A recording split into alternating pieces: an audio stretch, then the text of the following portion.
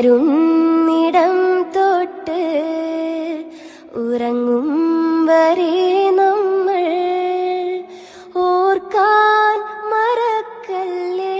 ഉമ്മാന്റെ മനസ്സ് വേദനിപ്പിക്കല്ലേ മക്കളെ, ഉമ്മാന്റെ മനസ്സ് വേദനിപ്പിക്കല്ലേ പൊന്നുമോര്. രക്ഷപ്പെടൂലടാ, രക്ഷപ്പെടൂലടാ. ഉമ്മാന്റെ ശാപം വാങ്ങല്ലേ. നമ്മുടെ ഉമ്മയെങ്ങാണം മനസ്സ് നൊന്തട്ടി എന്തെങ്കിലും പറഞ്ഞു പോയാ പൊന്നുമോനെ രക്ഷപ്പെടുമെന്ന് നീ കരുതല്ലേ.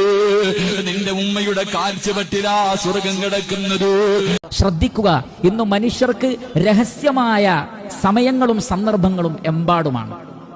മൊബൈൽ ഫോണും ഒരു വ്യക്തിയും മാത്രം മതി അയാളും തിന്മയും ഒറ്റക്കാവാൻ. നബി സല്ലല്ലാഹു അലൈഹി വസല്ലം പറഞ്ഞത്, ഖിയാമത്ത് നാളിൽ ഒരു വിഭാഗം ആളുകൾ വരും, രാത്രി ഖിയാമുൽ ലൈൽ വരെ നമസ്കരിച്ചവരാണ്, മറ്റൊരുപാട് നന്മകൾ ചെയ്തവരാണ്. പക്ഷെ അല്ലാഹു സുബ്ഹാനഹു വ തആല അതിനെ ധൂളികളാക്കി പറത്തിക്കളയും.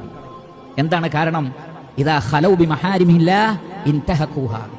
അവരും ഹറാമും ഒറ്റക്കായാൽ ആ ഹറാം അവർ ചെയ്യും. അതാണ് അവരുടെ കുഴപ്പം. എന്ന് പറഞ്ഞാൽ താൻ ഒറ്റക്കായാൽ പിന്നെ ഒരു അള്ളാഹുവിനെ കുറിച്ചുള്ള ഓർമ്മയേ ഇല്ല. ജനങ്ങളുടെ മധ്യത്തിൽ റബ്ബിനെ ഓർക്കുന്നു, എന്നാൽ ഒറ്റക്കാകുമ്പോൾ അള്ളാഹ് എന്ന ചിന്ത പോലും ഇല്ലെങ്കിൽ അമലുകൾ ബാത്തിലായി പോകും. പ്രിയപ്പെട്ട സഹോദരങ്ങളെ, അതുകൊണ്ട് റഹ്മാനായ റബ്ബിനെ രഹസ്യത്തിലും പരസ്യത്തിലും കാത്തു സൂക്ഷിക്കുക.